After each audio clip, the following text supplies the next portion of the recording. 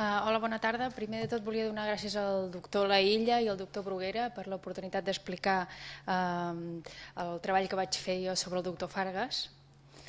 Bé, bàsicament el que vull explicar és que el Tratado de Ginecologia de Miquel Fargas i Roca és un manual i un tractat de divulgació mèdica escrit i editat en el trànsit del segle XX, cap al segle XX. El llibre presenta uns objectius principals: la formació d'estudiants de medicina en ginecologia i dels metges en ginecologia i la consolidació d'una nova especialitat mèdica que era la ginecologia. D'altra banda, el llibre de Fargas forma part dels arguments mèdics i biològics utilitzats per legitimar el paper de la dona en la societat burgesa de l'època, segons la qual l'ideal de dona era el que es quedava a casa per tenir cura dels fills i de la llar. Primer explicar una mica el context històric d'aquest llibre. Bàsicament es troba en un moment d'expansió i de fragmentació de la ciència mèdica. Aquests canvis van influir en la transformació de les institucions i de les professions mèdiques, que va dividir i es van organitzar basant-se en la figura de l'expert. Un procés lligat a l'especialització de la recerca i de l'ensenyament mèdic i de la innovació tecnològica. En el cas de Fargas, a Barcelona, la consolidació de l'obstetrícia i la ginecologia es veu afavorida per l'augment de la natalitat, per la innovació tècnica, la innovació que deien les quirúrgiques, amb la introducció de l'antisèpsia de Lister, l'asèpsia i l'anestèsia, i la creació de les noves clíniques especialitzades. Concretament aquest any, el Nadala del Col·legi de Metges estava dedicada a clíniques a Barcelona. Entre aquestes clíniques hi havia la de Fargas, que abans el doctor Iglesias Guiu ha ensenyat la sala d'operacions. Això era el plànol de la seva clínica al Consell de Cent.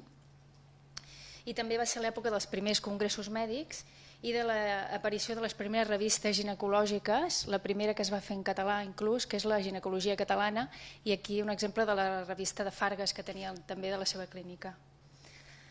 El Tratado de Ginecologia és un llibre que està considerat un manual i també està considerat un tractat. És un llibre, va ser l'obra més important de Fargas i es va editar tres vegades, el 1903, el 1910, que és d'aquesta portada, i el 1918, que el va revisar el seu fill abans de morir.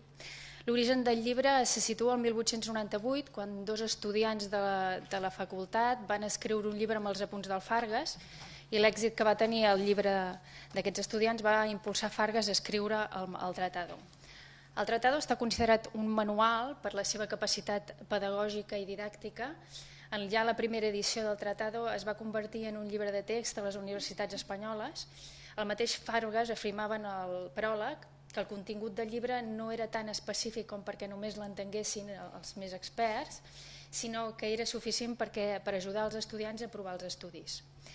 També és considerat un tractat perquè contribueix, com deia abans, a formar una nova disciplina, que és la ginecologia, i exposa els conceptes fonamentals d'aquesta disciplina, convertint així el llibre en un llibre de consulta per metges no especialistes inclús.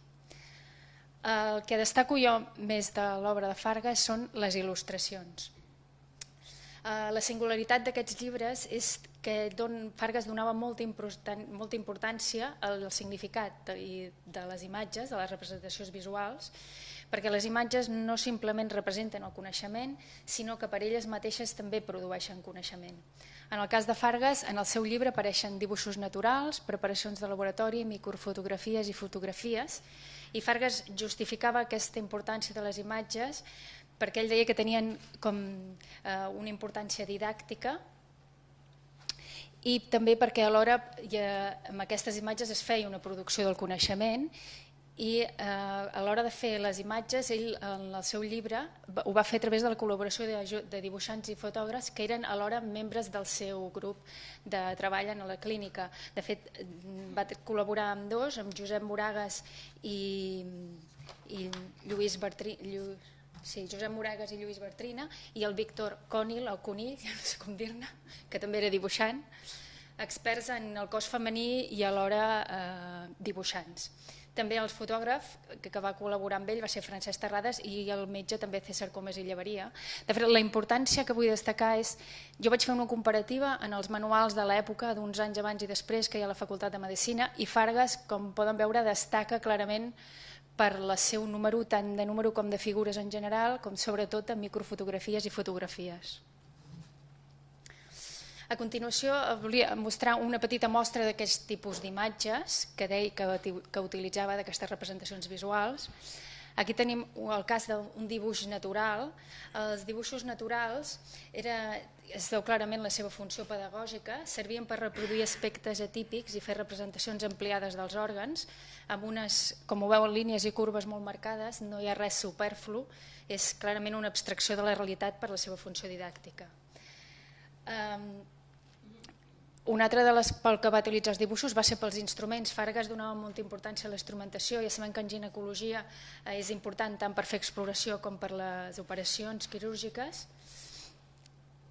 I ja entrant directament en el que eren les fotografies, Fargas, com he dit abans, en va posar moltes, de microfotografies i fotografies en el seu manual, i va ser un dels primers a recórrer d'aquesta manera, com deia.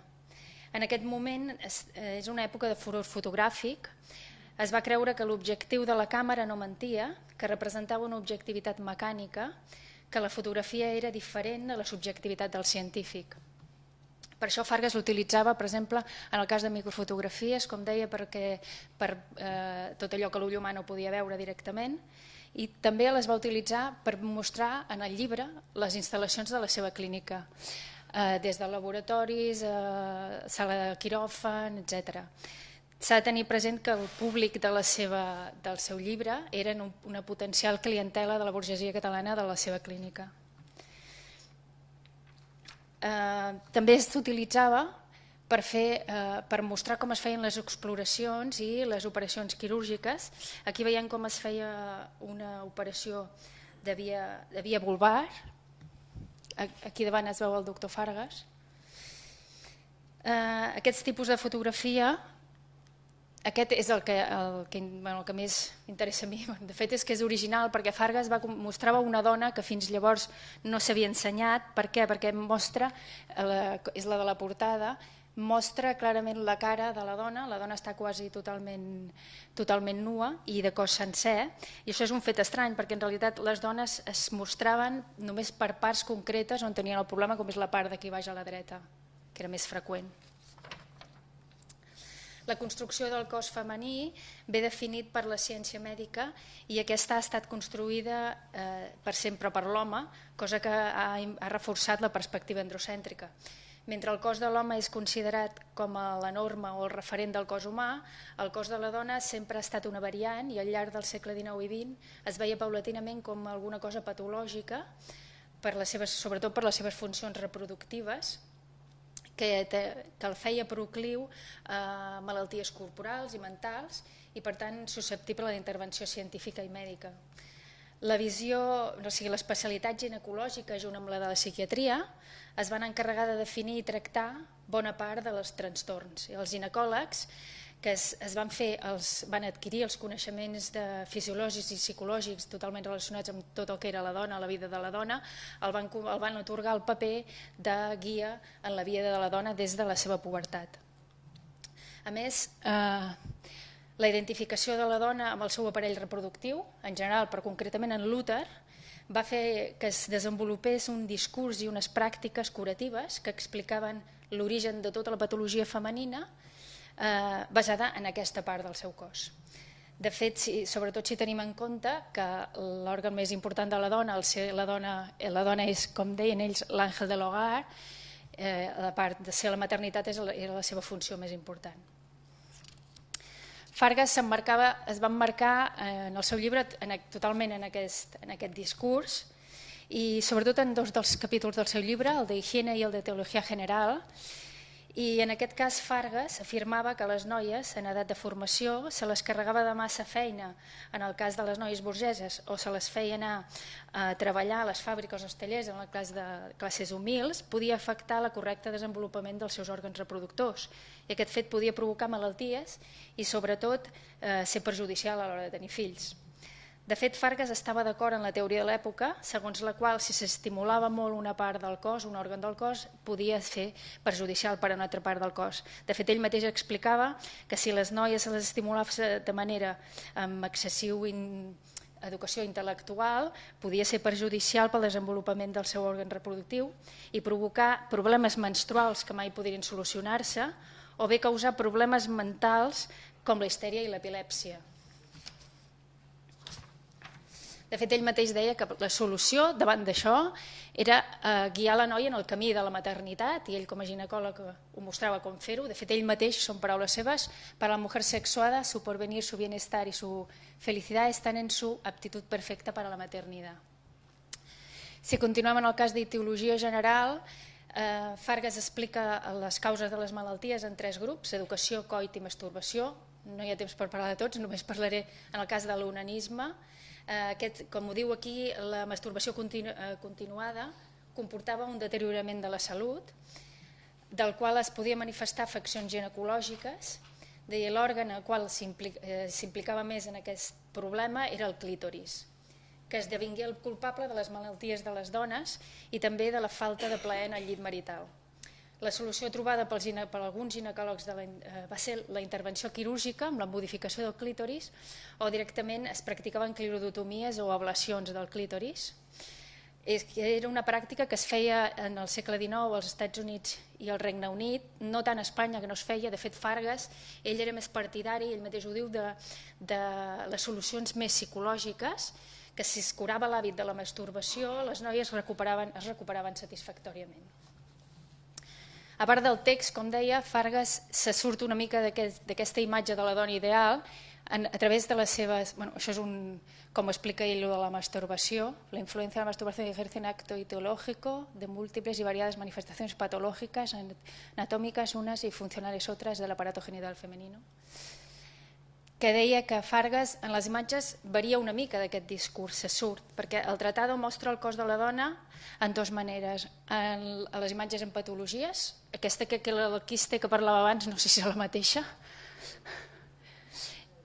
és un quiste multicular, i després les imatges clíniques.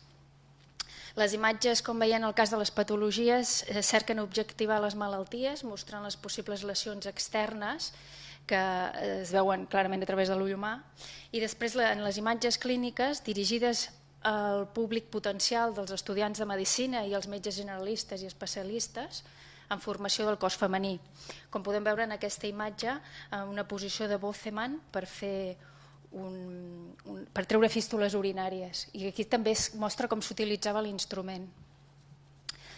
El curiós d'això és que al segle XIX fer una exploració vaginal era considerat una pràctica impròpia. De fet, el metge ho feia, no sé si han vist la imatge d'un metge que posa la mà sota la roba per fer palpacions. Fargas intenta allunyar-se d'això i exerceix una medicina, intenta normalitzar i transmetre als seus estudiants un nou paradigma de pràctica clínica basada en el coneixement mèdic actualitzat, i alhora contribueix a fixar els procediments exploratoris dels metges als que ell està formant.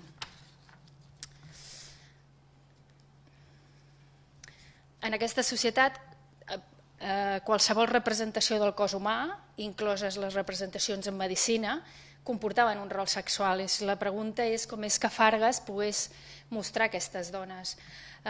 De fet, sobretot si tenim en compte que la representació de la dona venia controlada pels sistemes de creences, per les ideologies i les relacions de poder i d'autoritat. Fargas el que fa, utilitza aquest poder i aquesta autoritat, i ell, com a metge i científic, està situat té una visió científica i neutral. A més, sempre està pensant en el seu públic. El públic del seu llibre no són profans, són estudiants o són metges o experts, són científics i són homes. I per últim, Fargas utilitza una altra estratègia per poder mostrar aquestes dones, que és representar aquestes dones, les dones que s'ho presenten problemes patològics i posicions d'exploració, són dones de la classe humil, que no són les de la que ell està parlant en el text. De fet, el que fa Fargas és fer una divisió entre 2 grups socials. La dona pura, que és la que parla el text, que és la dona burgesa, i la dona malalta i que exhibeix en les fotografies, que és la dona de classe humil. En el text, Fargas descriu com ha de ser, viure i sentir la dona burgesa de l'època, considerada, com diu aquí, la urna sagrada de l'ànima, aquella que té com a missió la maternitat, i I per l'altra banda, les fotografies escollides per il·lustrar el tratado construeixen un cos femení diferent i a vegades contradictori del que parla el text. Fargas presenta el cos femení sencer, com deia, és un fet raro que sigui sencer, parcialment nu i mostrant la cara, com es veu aquí amb una altra quista multiocular. I podem suposar que aquestes dones de les fotografies eren dones de classe popular, anònimes, que mostrar la seva cara no era tan problemàtic, i eren pacients segurament de l'Hospital de Santa Creu o de l'Hospital Clínic, tenint en compte que Fargas era ginecòleg. I les imatges clíniques són dones sanes, presentades també amb la cara descoberta i en posicions que en podrien classificar inadequades o pseudoeròtiques, que com veiem també mostra la seva identitat. El més segur és que aquestes fossin dones que es dedicaven a la fotografia pornogràfica o inclús prostitutes.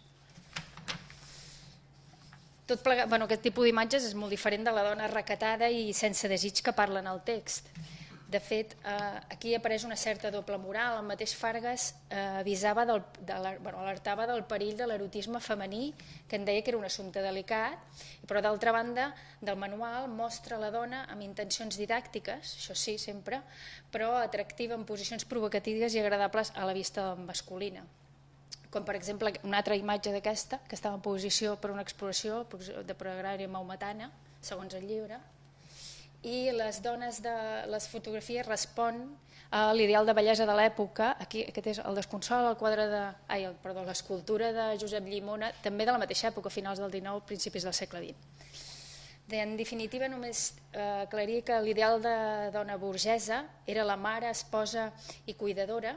Aquest ideal es vol aplicar a totes les dones, però la doble moral sorgeix quan la dona de classe baixa, diguéssim, es posa malalta i alhora es converteix també en objecte d'estudi, d'exhibició i de plaer. Ja està. Gràcies.